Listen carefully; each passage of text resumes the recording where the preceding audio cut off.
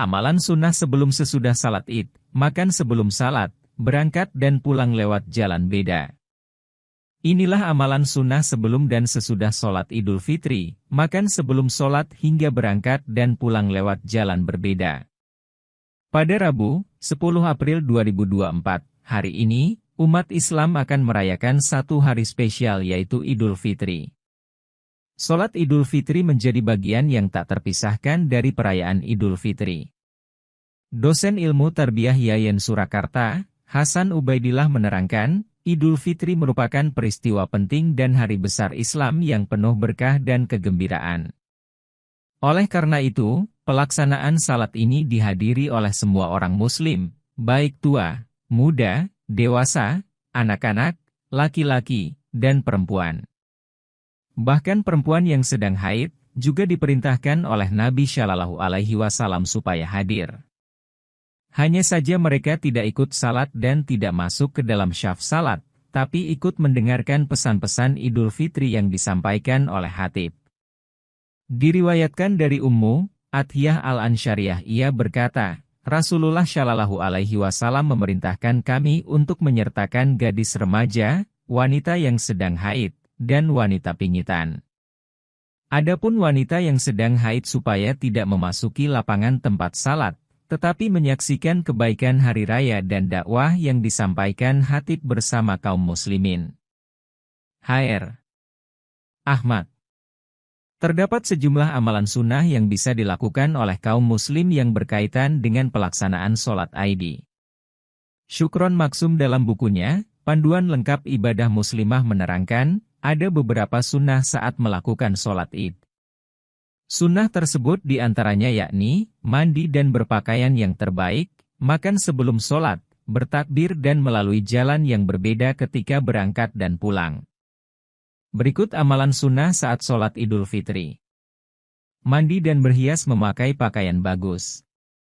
Orang yang menghadiri salat Idul Fitri baik laki-laki maupun perempuan dituntunkan agar berpenampilan rapi. Yaitu berhias, memakai pakaian bagus, tidak harus mahal, yang penting rapi dan bersih, dan wangi-wangian sewajarnya. Diriwayatkan dari Ja'far bin Muhammad dari ayahnya dari kakeknya, Nabi Shallallahu Alaihi Wasallam selalu memakai wool, burda, bercorak, buatan Yaman, pada setiap Id, Hr. Asy-Syafi'i dalam kitabnya Musnad Asy-Syafi'i.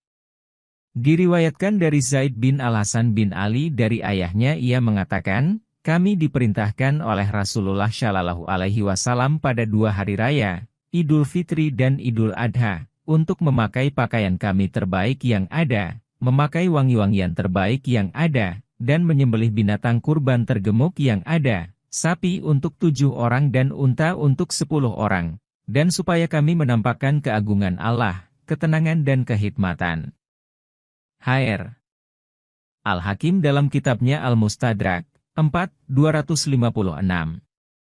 Makan sebelum sholat Id. Diriwayatkan dari Abdullah bin Buraidah dari ayahnya, yaitu Buraidah bin Al-Husayb. Ia berkata, Rasulullah Shallallahu Alaihi Wasallam pada hari Idul Fitri tidak keluar sebelum makan, dan pada hari Idul Adha tidak makan sehingga selesai salat.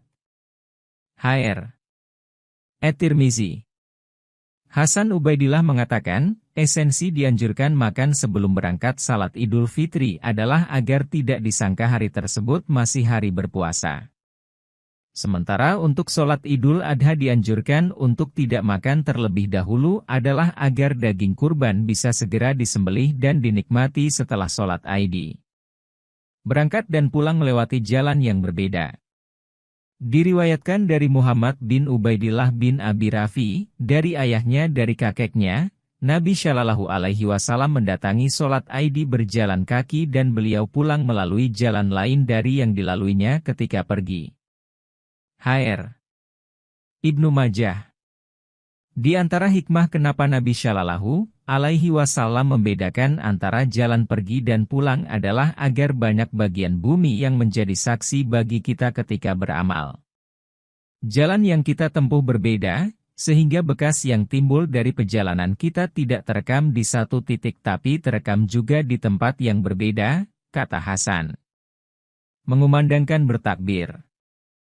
Mengumandang takbir atau takbiran pada Hari Raya Idul Fitri adalah sesuatu yang disyariatkan oleh agama. Ada dua pendapat dari ulama mengenai waktu dimulainya takbiran. Pertama, sejak malam setelah maghrib satu hari sebelum salat Idul Fitri, dan kedua dimulai saat pagi hari ketika menuju salat Id. Berbeda dengan Idul Adha yang kumandang takbir juga digemakan saat hari Tasyrik hingga 13 Dzulhijjah.